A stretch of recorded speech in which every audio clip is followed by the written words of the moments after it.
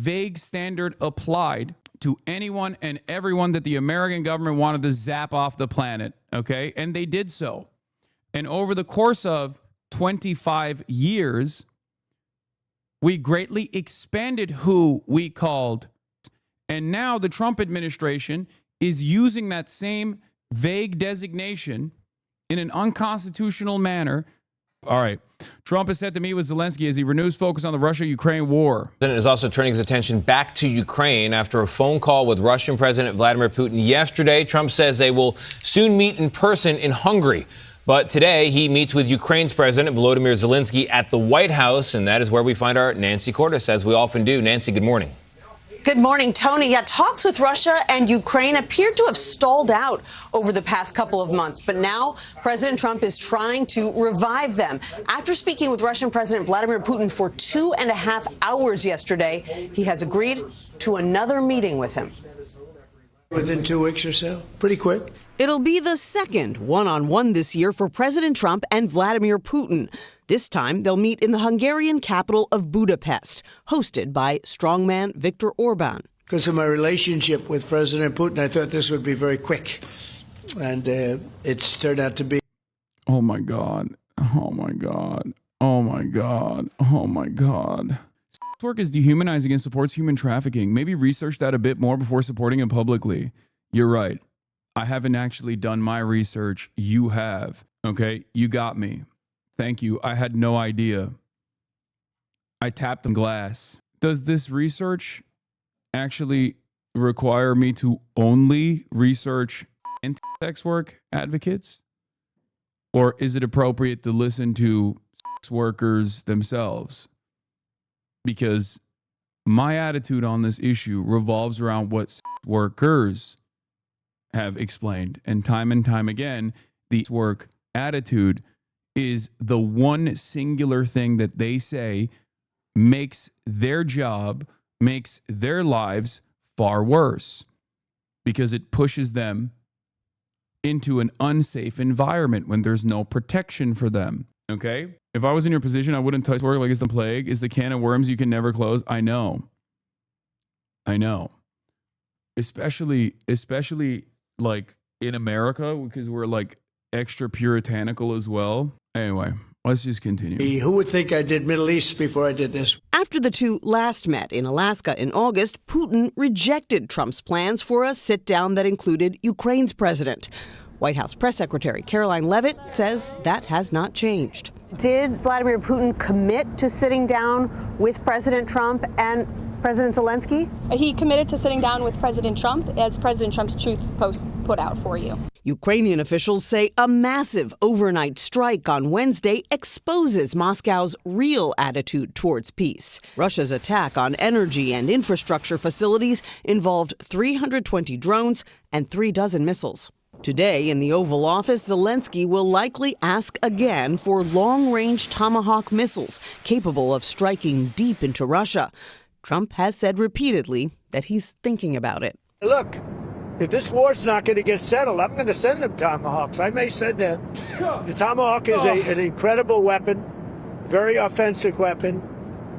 And honestly, Russia does not need that. Trump says he actually warned Putin on the phone yesterday that he might give Ukraine the Tomahawks. But then he told reporters that the U.S. also needs a major stockpile of them. So it's just not clear, Tony, that Trump is ready to take that step.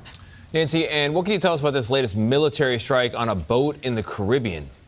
Yes, a U.S. official confirms that a new strike has been carried out. That's happened yesterday. And for the first time that we know of, Tony, there were survivors aboard the vessel.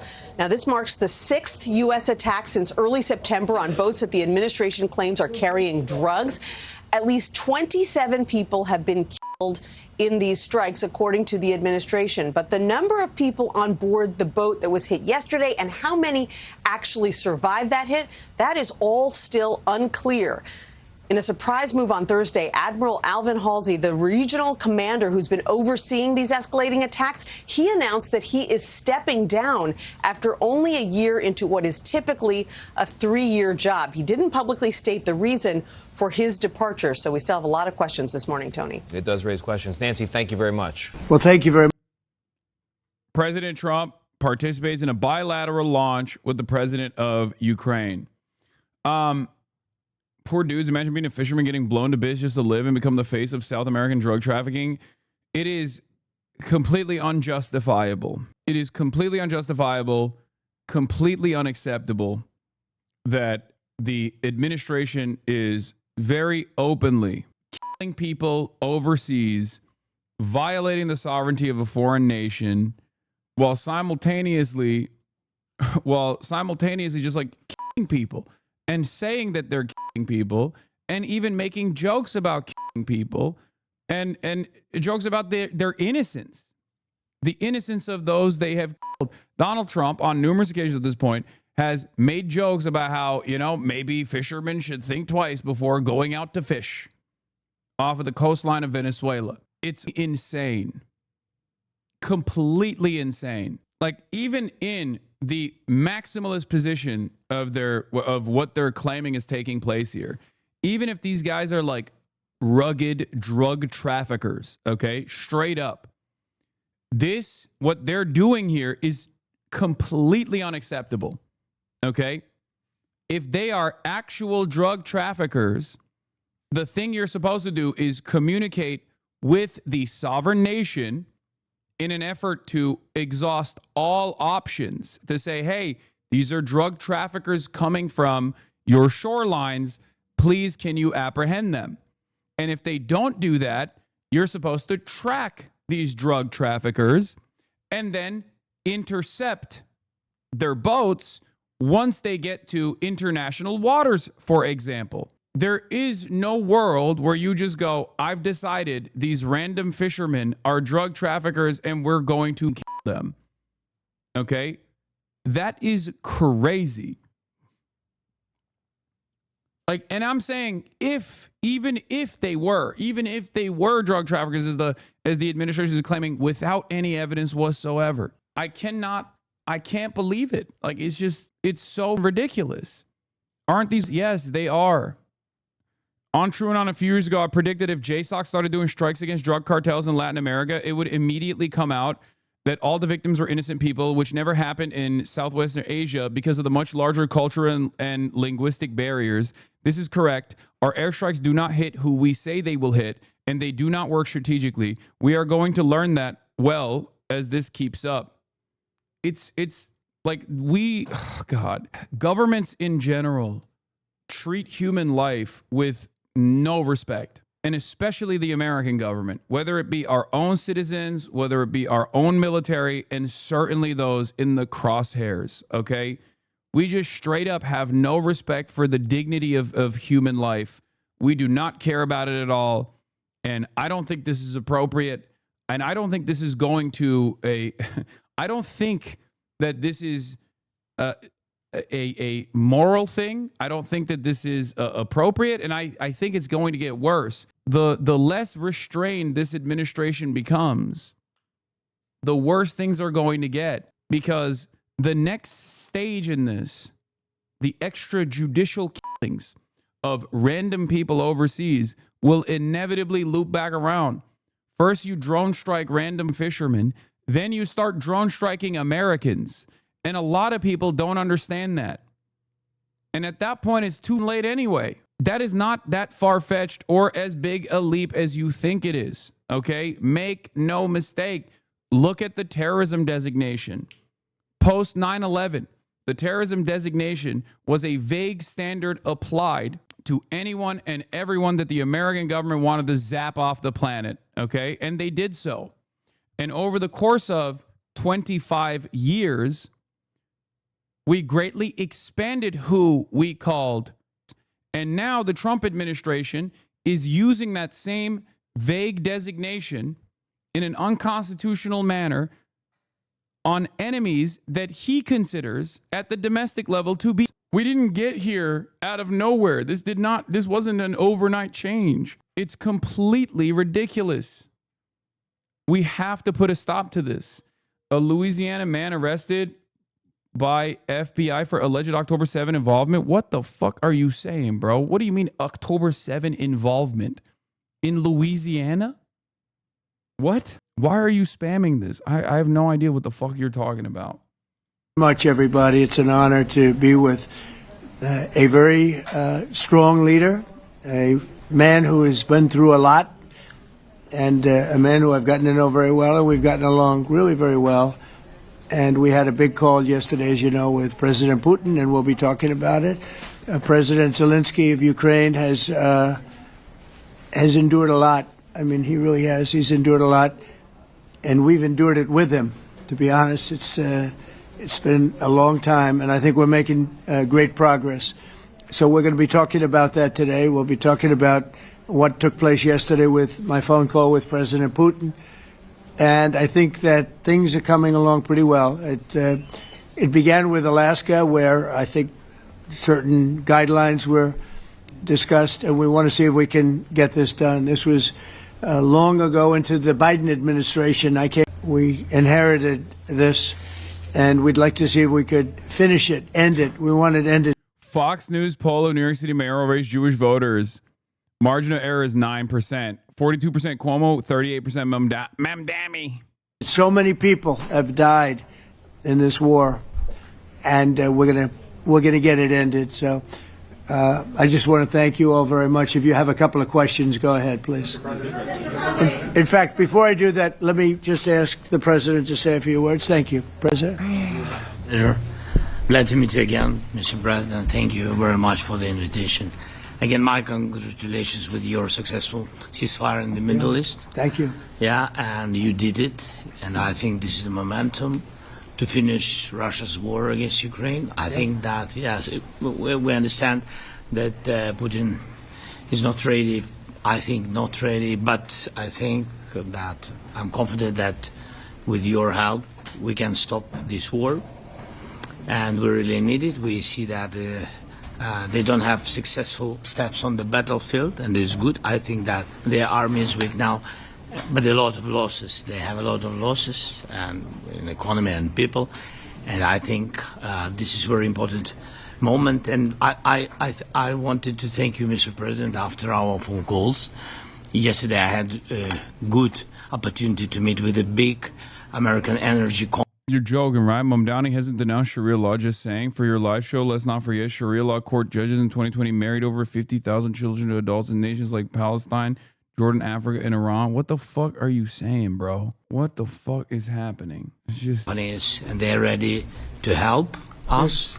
Yes, after all these attacks on our infrastructure, Russian attacks, and etc. And I had also meetings, thanks to your team. We had meetings with a good military companies. We spoke about air defense, and I want to share it after with details where we are.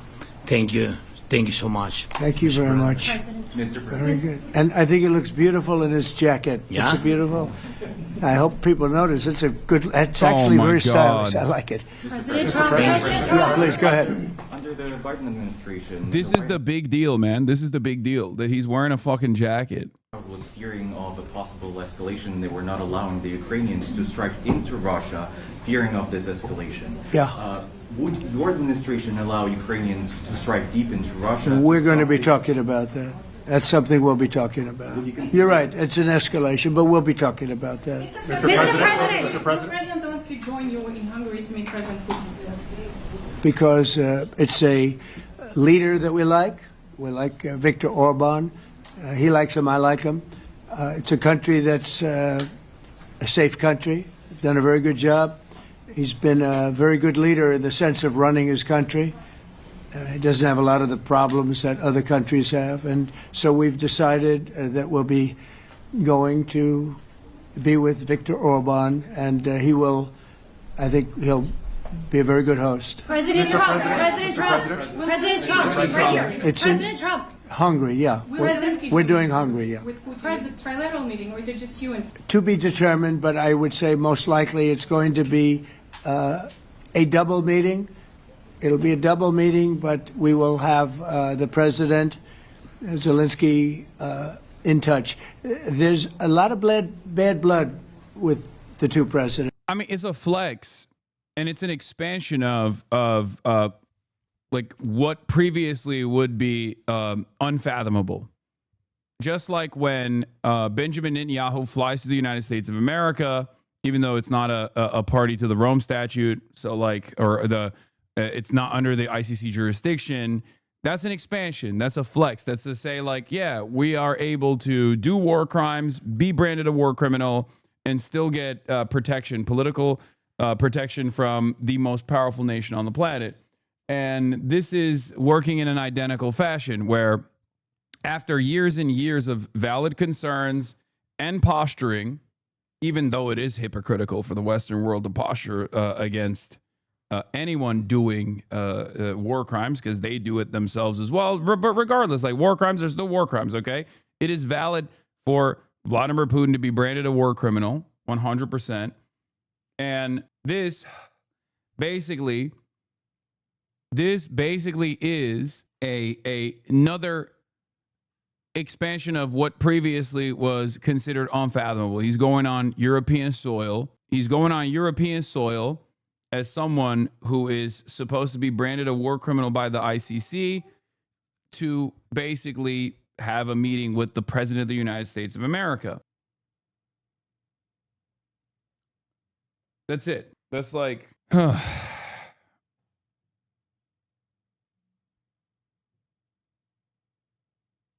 I don't know. I just I understand. I understand that in order for peace to prevail, you do need to communicate with the adversaries. I am in favor of this. I'm in favor of treaties. I'm in favor of peace. I'm in favor of longstanding ceasefires, no matter where it is, right?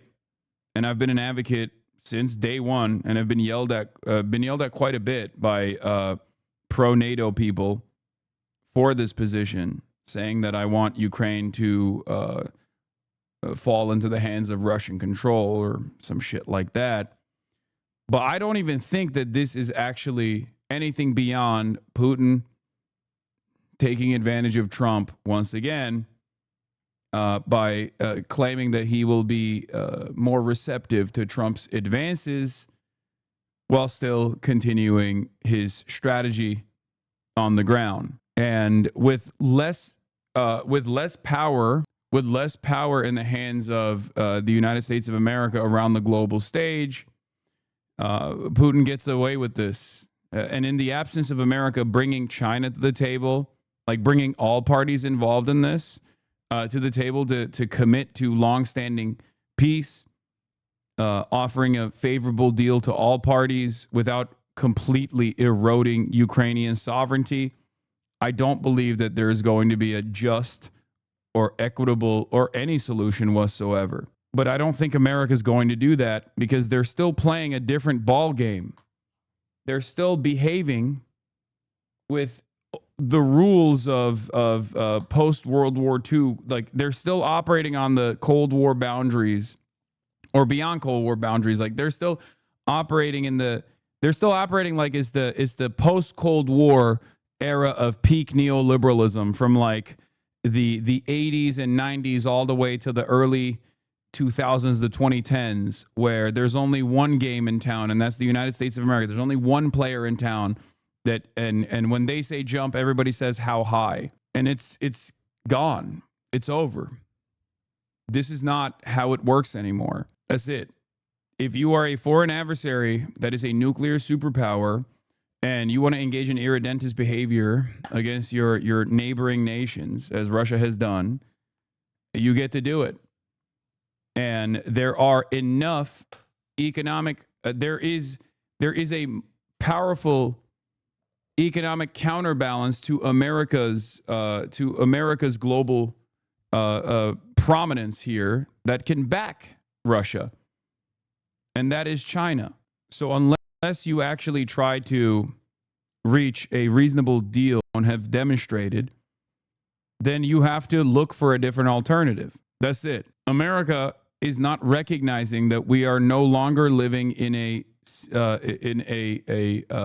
world where it is the hegemonic superpower. We are living in a multipolar world, and America and the American government doesn't recognize that and postures as though they are the singular power still. They're not. The faster they recognize this, the easier things will be. But it kind of feels like America's just going to refuse to do that and continue bullying our allies, continue bullying the countries that are vassal states, demanding more tribute from them, with hopes that that kind of reinforcement of power, prominence, and influence will cause others to remember who's really in charge.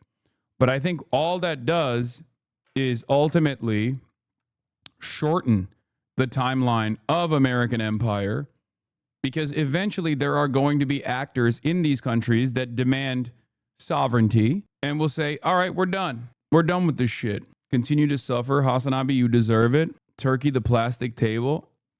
I mean, when America suffers, the whole world suffers, as you can see, because the decisions that we make are consequential for everyone. And empires do not go away quietly. They oftentimes actually become increasingly more violent. Okay? And I'm not speaking out of turn when I say it's a very difficult situation. You know, we just settled the war, and after thousands of years, I guess. People say anywhere from 500 to 3,000 years. And I was in rooms, as you saw, because you were with me, a lot of you were with me last week, with leaders that didn't like each other, but they were able to get along. These two leaders do not like each other, and we want to make it comfortable for everybody. So one way or the other will be involved in threes, but it may be separated. President Trump! Mr. President Trump! Doesn't agree to peace in Hungary. Was he what? Where are you from? From Ukraine. He actually had a Okay, good. conversation with me. Good, yeah. What if President Putin doesn't agree to peace in Hungary? What do you do then? Do you have... Well, let's see what happens. I mean, you know, what if? I think he will. I think that President Putin wants to end the war, or I wouldn't be talking this way. I think he wants to end the war. I spoke to him yesterday for 2.5 hours. We went through a lot of details. He wants to get it ended. I think that President Zelensky wants to get it ended. Now we have to get it done. President Trump! Kara Castro. I have even less confidence, judging by what he has done so far, and also judging by how little power of influence he has over Vladimir Putin here, in the absence of trying to set a side deal with China. Okay, that's a big if, and he's not going to do that regardless. I have even less confidence that he is going to secure a ceasefire here than maintaining a permanent ceasefire between Israel and the Palestinians. Okay? Because remember, America could stop Israel with one phone call, but America cannot stop a foreign adversary with one fucking phone call. It doesn't work that way. Okay? So he has even less leverage in this situation. He has no leverage whatsoever in this situation in terms of like telling Putin what to do and what not to do. He has zero fucking leverage. Okay, so you must gain leverage. How do you gain leverage? You bring other larger parties, larger backers. Okay, one other way to try to escalate the tariff regime is by going to the secondary markets that Russia utilizes. India, right? But that is far too consequential for America's relationship with India, because if Russia is using India as a secondary market to allow its oil and gas industry to enter the international marketplace as a mediator, right? And America wants to put an end to that, that is going to cause financial harm to India. India is obviously still self-interested. And they're going to go, yeah, we're not going to do that, okay? They're going to say, we're not going to fucking do that. Sorry, big dog, that's not happening. Or they're going to reconsider who they want to be in the sphere of influence of. Right now, they're fine with being in the sphere of influence of the West, while also simultaneously playing in the, playing the middleman role that they have, a bulwark against China, but also they're also simultaneously too close to China in proximity to take a stronger stance against China to begin with, and especially if China seemingly is demanding less restraint, or if China is seemingly not pushing ridiculous conditions on India when America is pushing conditions on India that they consider to be unfathomable, then that's going to ruin America's influence over India as well. It's going to hurt America's influence over India in general. Because in the past, when you were the singular hegemonic superpower, everyone had to deal with you. But now there is an alternative. And when there is an alternative, every action that you take needs to walk a fine line. If you are too heavy-handed with other regional powers like India, if you are far too aggressive in your approach, and you make demands that they consider to be bad for their own sovereignty, for their own people, for their own economic outlook, then they have another person that they can go to. So far, from the perspective of at least the European vassal states, they have not moved in the direction of China. Okay? They are still very much servile to Western interests. I think, xenophobia and Orientalist frameworks play somewhat of a role in this calculation for sure.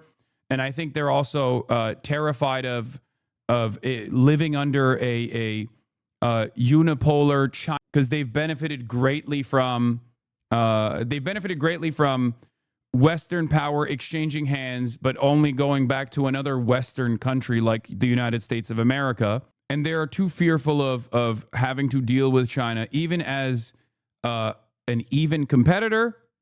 And they're especially fearful of having to be servile to Chinese foreign policy and Chinese interests. Okay? But India might have different considerations. India is too close in proximity to China. India has also shown time and time again that in spite of their, in spite of their back and forth with China, that they are willing to leverage a relationship with China. They're willing to leverage that to get better deals from the West. So this is something that Donald Trump has to consider. Over from Lindell TV, and although I love asking my point is, questions I don't today, think they can rely on anti-China tendencies. I don't think they can rely on like the existing anti-China tendencies of India for as long as they have, especially if China decides to offer better deals to India, for example, or a lot less restraint than America is offering. For President Zelensky Sure. of Ukraine. Go ahead, please. Thank you. Our President Zelensky, President Trump, just brokered a peace deal in the Middle East that all Americans, Lindell both TV, sides of the hell yeah. aisle, are very proud of.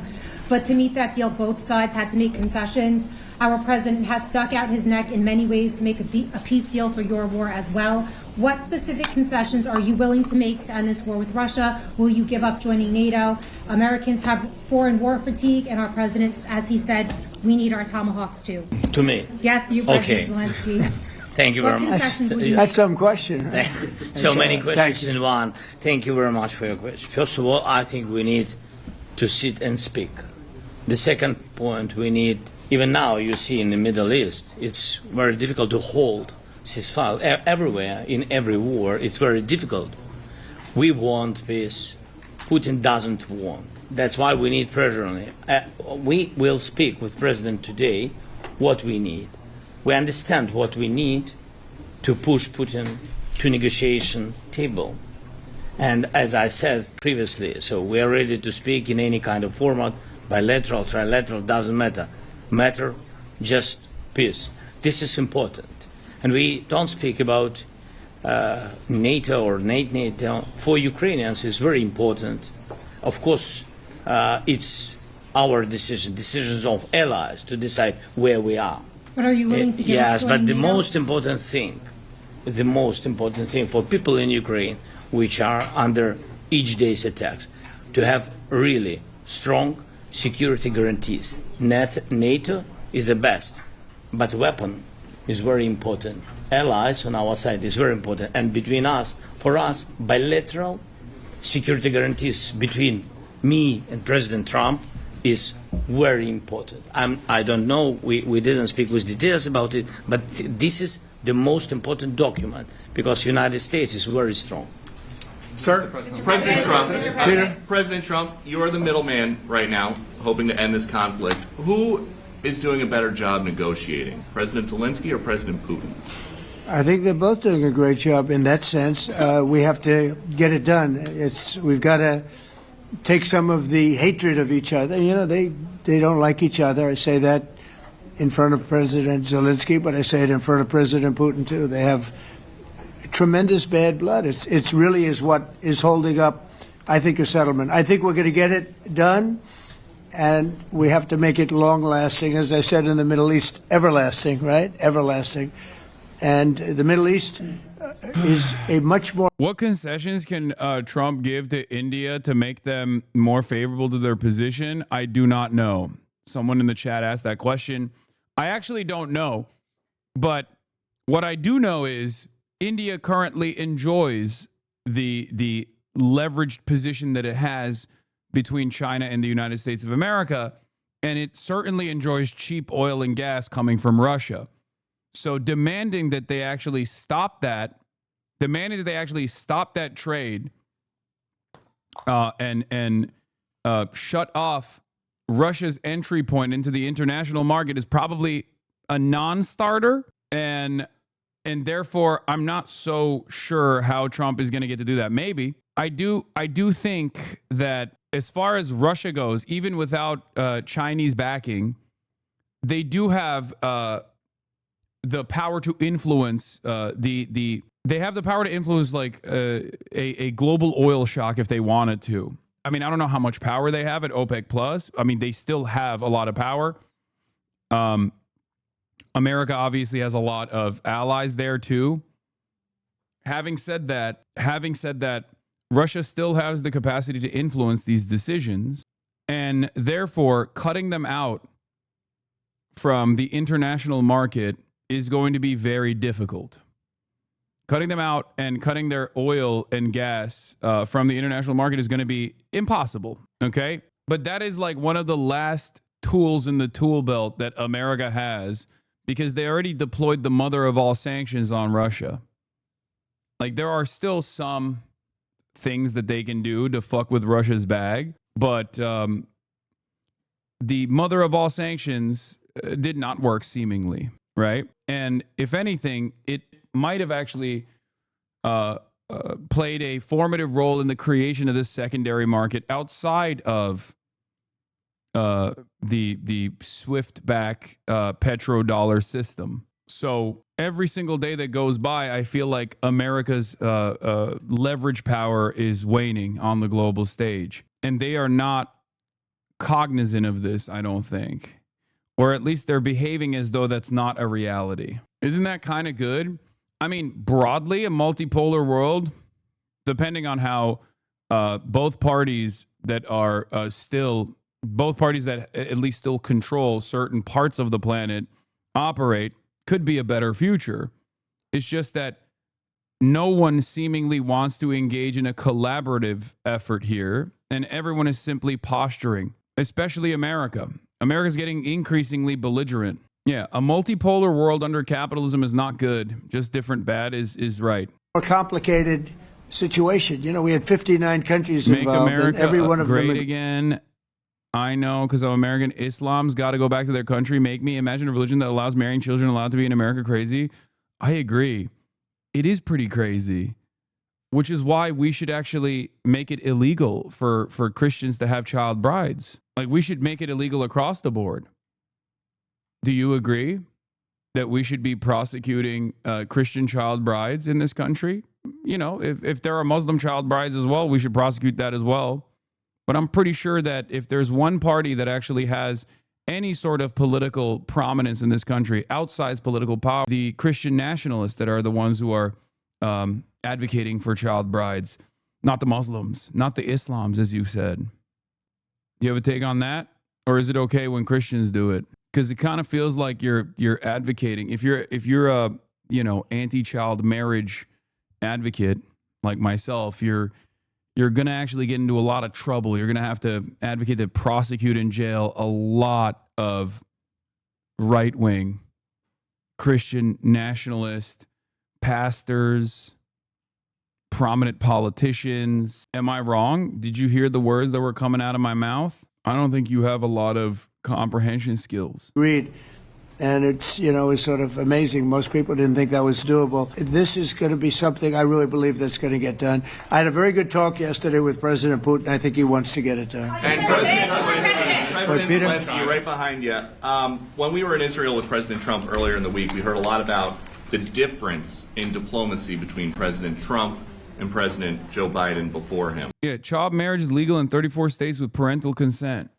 Who do you think petitioned for this to happen? Do you think it was the Mohammedan influence, or do you think it was prominent Christian nationalists, different Christian sects, that ensured that this took place? That's one of the funniest lines of attack against Democrats in general. One of the funniest lines of attacks against Democrats in general from conservatives has been like this notion that like Democrats are pro-pedophilia or some shit. It's like, dude, if you look at numbers on the board, pedocon is a theory like the theory of gravity is a theory, okay? Every other week, there's another prominent Republican influencer, prominent Republican pastor that was like Trump's spiritual advisor at a certain point, getting outed as a child molester. And you're over here being like, but the Democrats. Get the fuck out of here.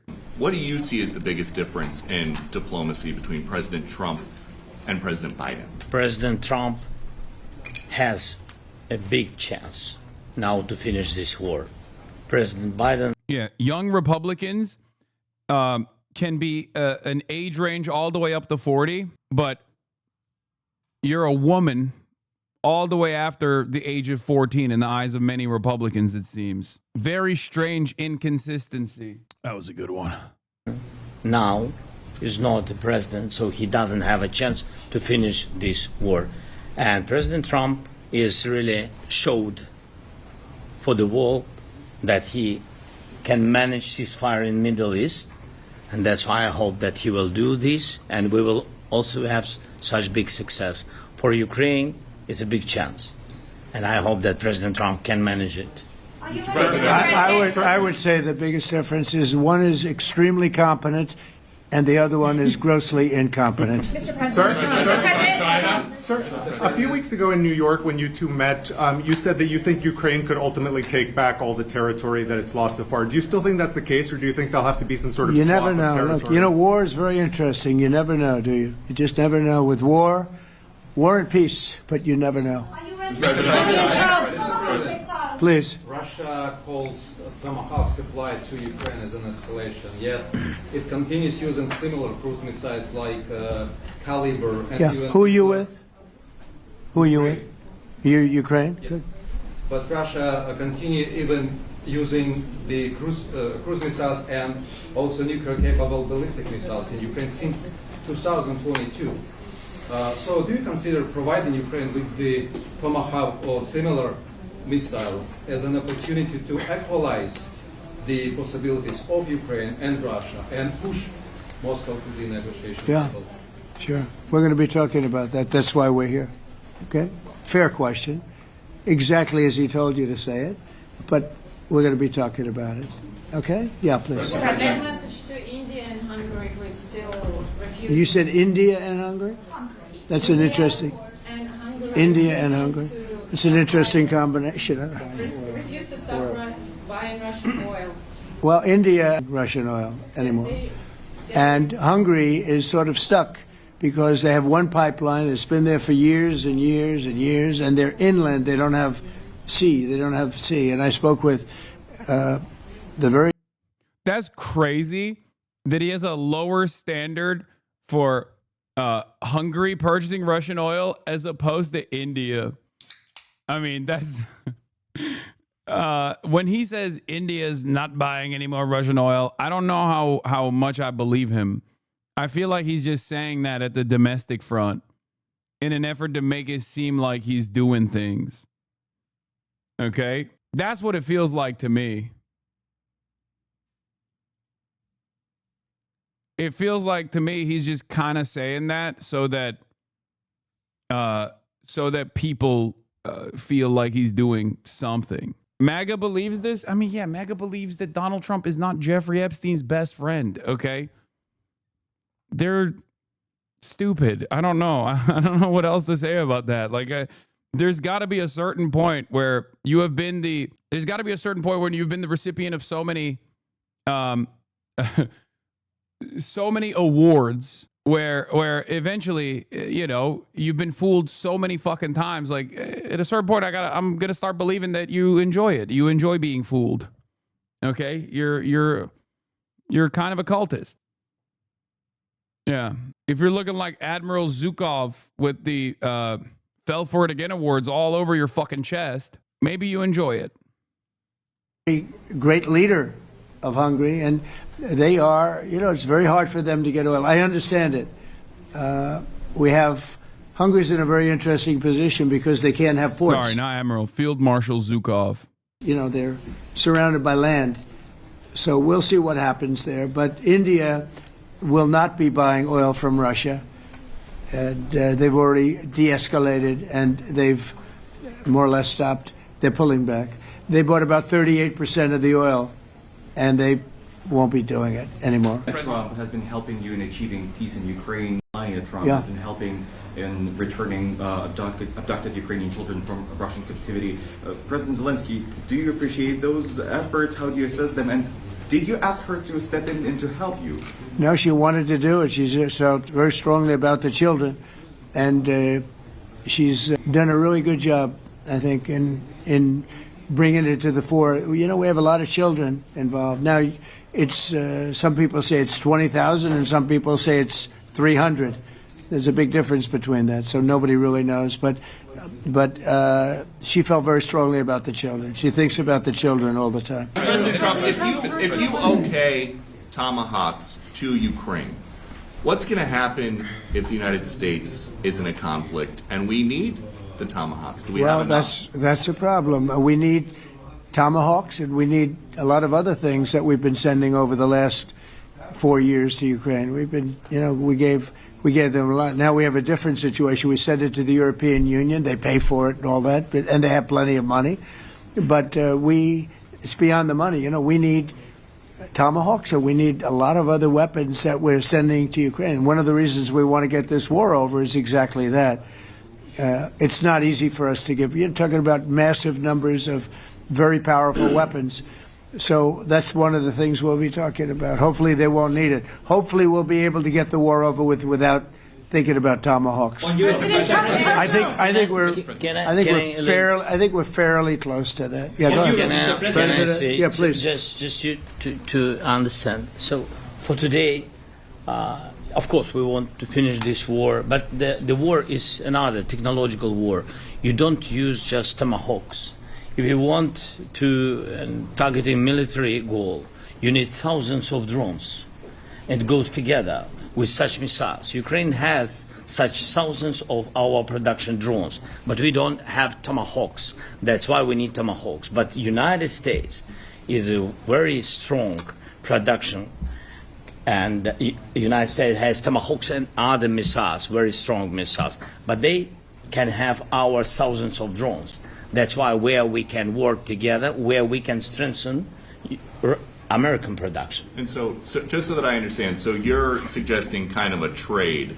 If President Trump okays Tomahawk missiles to help you launch... Yes, it's about Russia, military goals. It's only about military goals. Right, but then you would authorize some kind of an exchange where... Yes, of course. The US yes, we have proposition.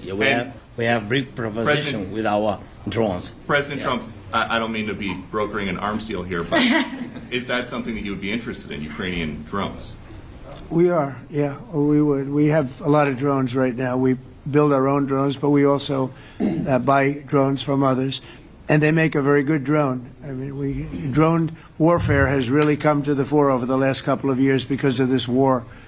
I will say, there's nothing like the jets. We knocked out a lot of drones in Israel. We were knocking them out for Israel, and we were doing it with extremely fast and powerful jets, following the drones and knocking the hell out of them. So, we know a lot about the drones, and we know a lot about the great jets, the great ones. Not invited to TwitchCon. That was the controversy 2 weeks ago, where I personally chose not to go to TwitchCon publicly in order not to put others in potential crosshairs. And then people yelled at me for it. But that was 2-3 weeks ago. You're a mobile chatter, I think. Yeah. Lock in. The new controversy is that I'm torturing this dog with my zapping powers like that. Another victim of the rewind. Yeah, he hit the rewind like 20 streams ago. The ones, well, actually, we moved back. We've moved past that. We actually moved past that. The Doctober as well. Now is Cuomo. It's Cuomo-over. And the B-52s, which were totally they were stealth. They were undetectable. So we have a lot of different weapons. And, you know, I have an obligation also, though, to make sure that we're completely stocked up as a country, because you never know what's going to happen. In war and peace, right? You never know what's going to happen. So we're going to be talking about tomahawks and with. I mean, just say you don't want to get shot, bro. That other people could be in the crosses as possible, but you don't want to die, right? I don't have a fear of that. I don't care necessarily. I will continue doing, public shit. Much rather have them not need tomahawks. Would much rather have the war be over, to be honest, because, we're in it to get the war over. We're not. Wait, I thought they were saying the talking point that you were doing it for attention. Now they're saying you weren't invited. I don't know. Maybe they moved the talking points. We're selling a lot of different types of weapon, as you know, to the European Union. We're not in it for that. We're in it to get it over. We're losing thousands of people a week, thousands of people. Russian, Ukrainian, mostly soldiers. Mostly soldiers. But we're in it to see that end. And if we can end quickly, and I think we can. I had a very good talk yesterday. We're going to be talking about it. But I had a very productive talk yesterday with President Putin. We'll see what happens. But the war in the Middle East was far more complicated. We got that one done. And I think we have a good chance. I think President Zelensky wants it done, and I think President Putin wants it done. Now all they have to do is get along a little bit. Yeah, I don't think... I think Zelensky wants to get it done more than Putin. I think Putin wants to take as much territory as he can while extending the timeline over and over again with like these unique gestures takes sincerely every single time. Not to sound like a NATO Andy, but there was an opportunity to do this when Trump became president. And I even gave him credit for at least talking to Vladimir Putin directly, something that I wished the Biden administration did on numerous occasions, because you do have to talk to the opposition here. You have to talk to the belligerent here in order to cut a treaty, in order to have permanent peace. Having said that, given the lack of leverage that America has, especially because they've exhausted almost all of the options, it's just we're kind of cooked. I'm a HasanAbi head, but why is this so hard for you to? Oh my God. I'm a HasanAbi head, but why is this so hard for you to apologize that you did your pet wrong, brother, and you're going to do better in the future? It would help you and would strengthen the trust and relationship with your reviewers if you apologize for your mistakes. No, that is a HasanAbi head. There's like legitimately a long-term community subscriber who seemingly hasn't seen me take accountability for not immediately going over to Kaya to check in on her. That is true. But I did take accountability for that. Now, if you want me to take accountability for being a dog abuser, well, then that's not accountability. That's just me agreeing to the insane hallucinations of seemingly that person as well as the rest of the people online. Why are her eyes closed and she's not moving? She's dead. I shocked her so hard that she died. Can you give us an update on the trade negotiations with China, or perhaps Secretary Bessent? Yeah, I will, and I'm going to let Scott do that. But I think we're doing very well. I think we're getting along with China. China would like to have something. As of this moment, we'll be meeting in a couple of weeks. We'll be meeting in South Korea. You think myself. Will go forward? I think so. It looks like it's going forward. I think so. They want to meet. We like to meet. I have a very good relationship with President Xi, and we're going to see what happens. But, for years we were taken advantage of by China very badly. We were losing hundreds of billions of dollars a year to China. We really built their military, if you think about it. The kind of money that presidents allowed to be lost to China was just insane. I came into office, as you know, I put very severe tariffs. So we took in hundreds of billions of dollars in my first term from China.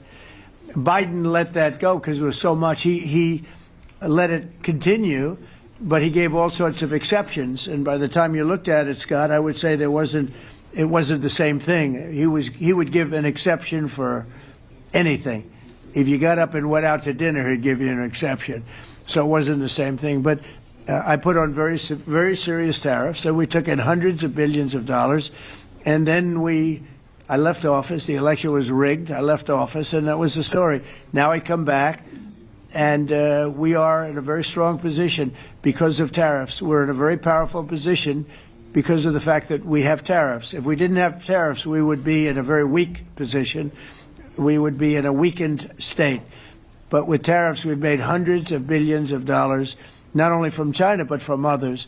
And China wants to talk, and we like talking to China. So we have a very good relationship, and we're going to be meeting in South Korea a couple of weeks.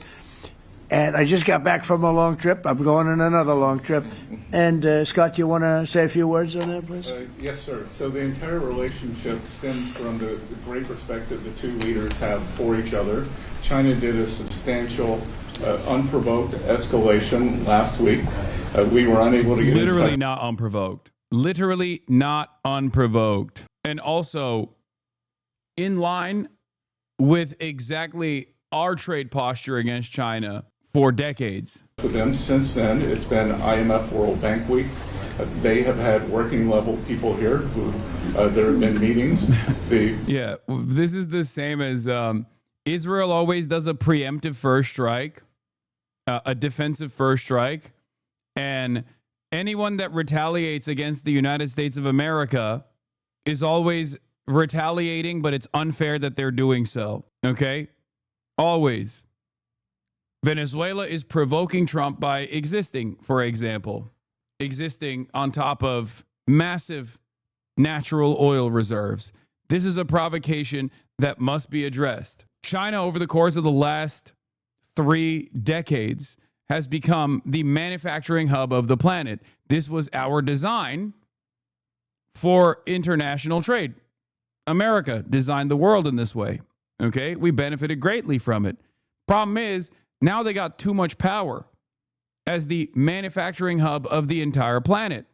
This is a provocation. That's fucked up. This is unfair. How dare they? This is inappropriate. We must address this. We must blow up the global trade design that we put together for no reason. Like for literally no reason other than Trump's endless need for money molestation. Vice Premier, who is my counterpart, and I will be speaking this evening at around 8:30, 9 o'clock. And then he and I and a delegation will meet in Malaysia probably a week from tomorrow to prepare for the two presidents to meet. So I think that things have de-escalated. We hope that China will show the respect that we have shown them. And I am confident that President Trump, because of his relationship with President Xi, will be able to get things back on a good course. Is the hope for that meeting with you and President Xi some kind of trade deal then? Or could be. More Look, I think we're in a very strong position. We're getting, as you know, as of November 1st, I could move it up if I wanted, a 100% tariff over and above what we get now. So that would make it about 157%. And China doesn't want that, and they want to talk. And we're talking, and I think we'll make a deal that will be good for both. I think we will do something. But you have to understand, we never got anything from China. It was a one-way street. For many years, for decades, it was a one-way street. And they became rich because of the United States. And frankly, presidents that, let's be nice, they didn't know. They just didn't know. They didn't understand what was happening to them. But I understood it. I understood it long before I ran for politics. I used to watch in amazement. Is someone going to explain what's going on? Yes. Donald Trump is saying that without saying who is responsible for this, Donald Trump is attributing American international trade policy for the past 3 or 4 decades directly to Democrats and even Republicans that have played a formative role in this design, because this design has allowed China to get unimaginable power, becoming the international manufacturing hub with a robust industrial base. And instead of Donald Trump getting mad at the capital owners that played a major role in seeking out a cheaper labor market and completely restructuring the global economy to be reliant on China as the manufacturing hub, instead of getting mad at the forces of capital that have played a role in this grand design, he's just saying, oh, these guys just made they made tremendous mistakes in international trade policy. And the reason why he's saying that is because obviously as a billionaire, he himself is also one of those people who benefited from this relationship. That's why the Donald Trump ties or any number of different like Donald Trump products were also being manufactured in China. And they still are. That's why half of his merch is coming from China. Okay? The problem with China from the American perspective is that they weren't kept servile. They were able to take advantage of the unlimited greed of Western capitalists to get an unprecedented amount of foreign capital to come into their country, and then use that foreign capital to engage in rapid urbanization and even development. If China had stayed unstable, if China had the same internal issues that India has, for example, that made it much easier for there to be a capitalist oligarchy style structure, then I don't think we'd be talking about China at all. Or at least we wouldn't be considering China a foreign adversary at all. We would be looking at China just like we look at India. The problem is China took that foreign capital and distributed it. China took that foreign capital and not developed at the behest of their own national capital owners, but at the behest of all of China and all of the Chinese workers, uplifting the material conditions of the Chinese working class across the board. That's the real issue.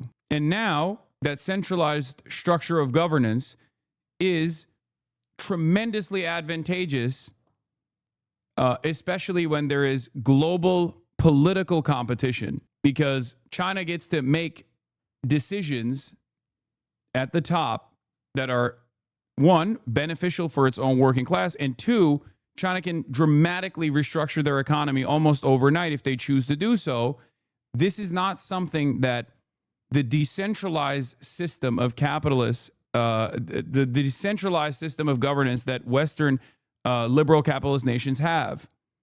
They work at the behest of capital, where in China, capital is still a servant of the government. Now, this is still problematic in some sorts, especially if the government no longer wants to operate in the direction of uplifting the material conditions of the working class. If we're going to also be, we're going to operate in the same way that like a fascist government would work, they could do so. I'm sure that there would be rebellion if that were to take place, but so far they have not done so. But that is the problem with at least the American position here.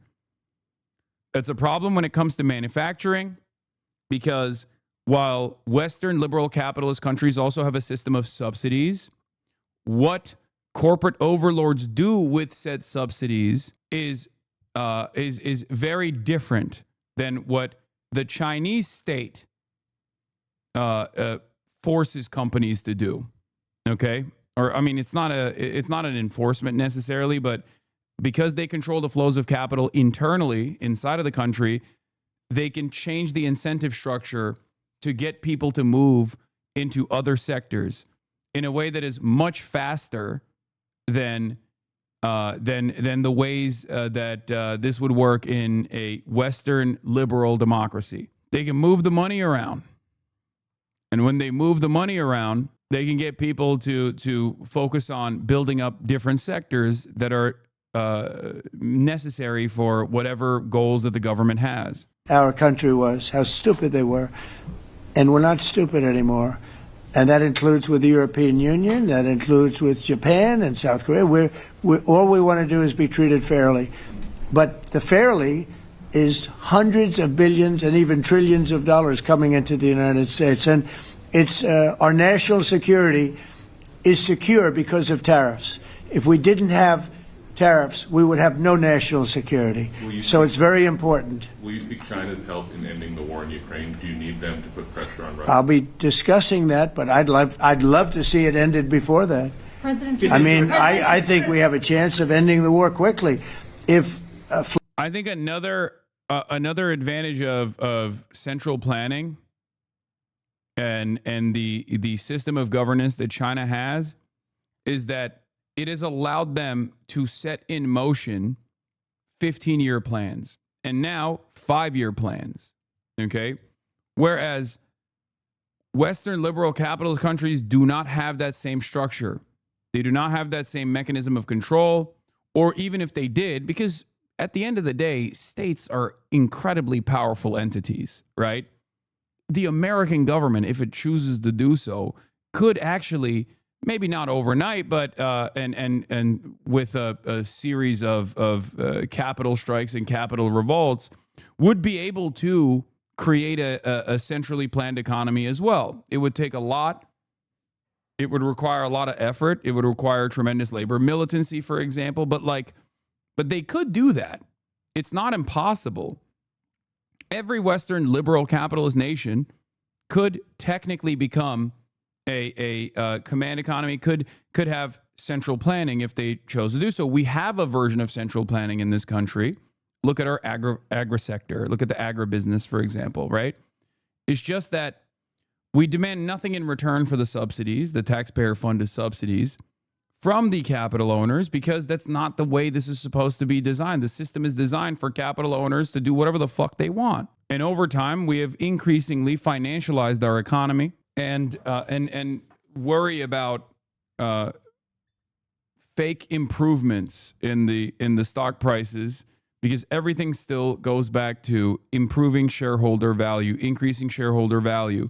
This forces the American government and the powerful, the class of capital owners in America to focus on short-term profits. This makes it impossible for the United States of America to have like a 10-year plan or a 15-year project. There is a reason why China could just like prop up the world's tallest fucking, bridge virtually overnight for pennies on the dollar, develop thousands of miles of high-speed rail since the year 2000, whereas in the United States of America, high-speed rail projects take decades and get nothing accomplished. It's not that the government has no power. It's that the government, the purpose of the government in Western nations is not to make these sorts of projects happen. It's to keep funneling money into unnecessary and increasingly costly middlemen. What is this? That's not surprising. Flexibility is shown on behalf, and again, we're not losing people. The United States is not, we're not losing people, we're not spending money, we're getting paid for the, ammunition and missiles and everything else that we're sending to the European Union, but to NATO. But it's very similar. If you look at the countries, it's very similar. And we just made a very fair trade deal with the European Union. And what we wanted, and we made a very good deal with NATO too. They pay for all of this. That's not what we're in this for. We're in it to save thousands of lives every week. Yes, but sitting in a cubicle pushing pencils is far more prestigious than working with your hands. What do you suggest that the middlemen actually make something themselves?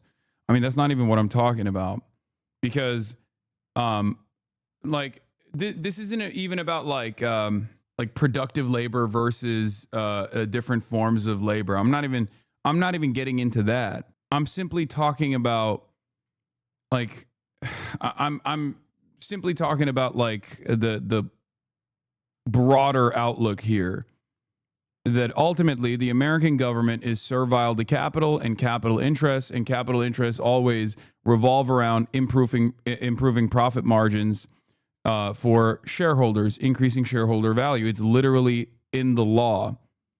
Okay?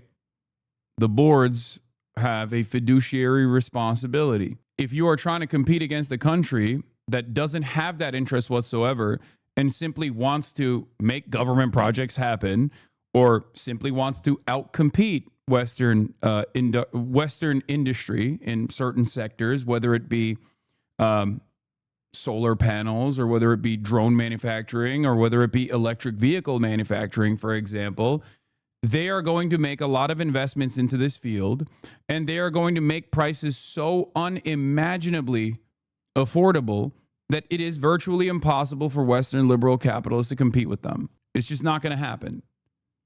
Unless Western capitalists either do one of two things. One, they can try to make new rules around global trade, which is what they are trying to do right now. Make it illegal, right? Make it illegal for Chinese goods to enter the European markets, for example, or the American markets, which is, once again, a nuisance for Western capital owners because of the way that they have designed global trade. Right. The other thing they could potentially do is take a hard look at the way that they have approached manufacturing and the way that they have organized their system of governance under a capitalist organization of the economy, and restructure it. Restructure it so that they have they have an opportunity to actually outcompete China. Now, that's going to be very difficult because China has a 30-year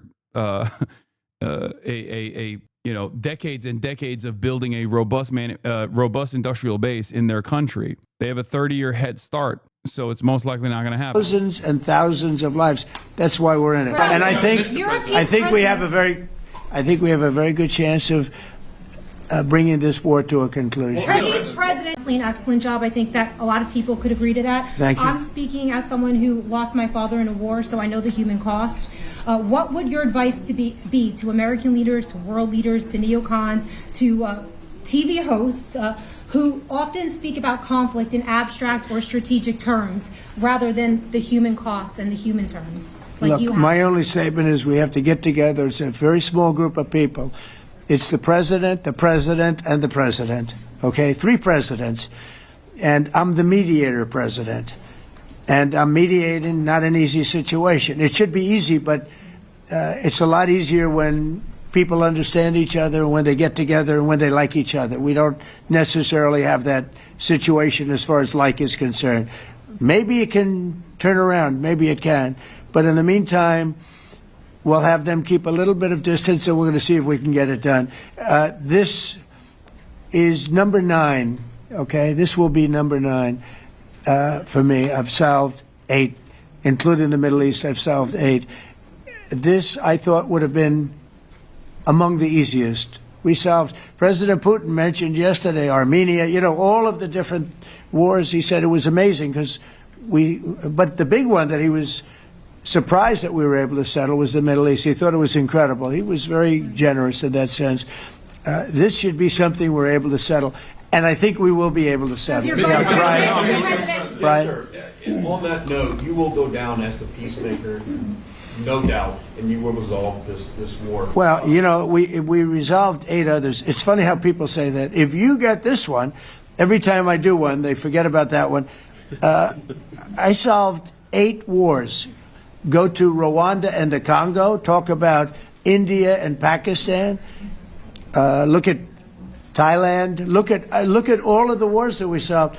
And every time I solve one, they say, if you solve the next one, you're going to get the Nobel Prize. I didn't get a Nobel Prize. Somebody got it who's a very nice, I don't know who she is, but she was very generous. So I don't care about all that stuff. I just care about saving lives. But this will be number 9. But every time I solve one, they said, sir, if you solve one more, you're going to be known as a peacekeeper. So to the best of my knowledge, we've never had a president that solved one war. Not one war. Bush started a war. A lot of them start wars, but they don't solve the wars. They don't. I think one of the craziest parts about this, as he angles himself as the peace president, is that there is a former president who did stop a war. His name was Joseph Robinette Brandon. That's not even a joke. Like, he did do that. And everyone yelled at him for doing it at the time, except for people like myself and like the Chapo boys and Majority Report. There were very few allies on Biden's side on that issue. And of course, Biden then turned around and destroyed his legacy that will be forever tarnished, because he turned around and gave Benjamin Netanyahu a bear hug after October 7, allowing Israel to do unlimited fucking genocide. When Donald Trump says he's the peace president, what's so crazy about it is that, like, Joe Biden could have been definitionally the peace president if he demanded restraint from Israel. Okay. If he had, the Afghan withdrawal was one, but then on top of that, if he actually immediately insta-locked Israel into a restrained position, he could have been seen as a fucking peace president. And I don't even think Donald Trump would be president right now if he had done that. Of course, for that to also happen, he would have to not be an ultra-Zionist. Of course, for that to happen, he would also have to not be incredibly old. But, such is the nature of politics, I guess. But it is funny when Donald Trump tries to claim he's the peace president, when not only is he trying to wage war, not only is he trying to wage war in Venezuela, not only did he continue Israel's genocide for 9 extra months when he had every opportunity to stop Israel dead in his tracks as soon as he came into office, which he did entertain for a brief moment, but he's also doing war on U.S. soil. The only reason why it hasn't completely fucking turned into a full-blown war is that he's posturing and he's aggressively trying to get some kind of retaliation from the public, and the public is just not giving it to him. That's it. Because there is no other reason to send in the fucking military cities other than try to get the people riled up enough that, like, someone ends up getting fucking shot. That's it. There is nothing peaceful about, like, Donald Trump is unironically doing the domestic version of what he's doing in Venezuela, which is obviously supposed to be a little bit more restrained, in democratic cities right now. That's what he's doing. He's like circling around and deploying the military to blue cities in an effort to foment some sort of civil unrest. It is fucking insane. And we're supposed to sit here and be like, that's my peace president, dude. Settle them. And especially when they have nothing to do with us. I guess just about all of these wars had nothing to do with us. But I saved tens of millions of lives. The Prime Minister of Pakistan said, I saved millions of lives in interceding on Pakistan. And you look at Pakistan and India as an example. That would have been Yeah, you know what's funny about that? India denies this.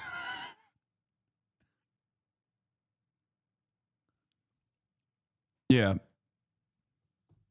India denies that, which is funny. I retweeted Armand, the #1 China glazer, yesterday on this issue, where he actually brought this down. Arnaud Bertrand, #1 China glazer. Cambodia and Thailand, it was a border conflict that ended thanks to mediation by Malaysia. All Trump did was a phone call threatening tariffs. Kosovo and Serbia, there was no war. DRC and Rwanda, war did not end. Violence continues. Pakistan and India. India is adamant there was no U.S. mediation.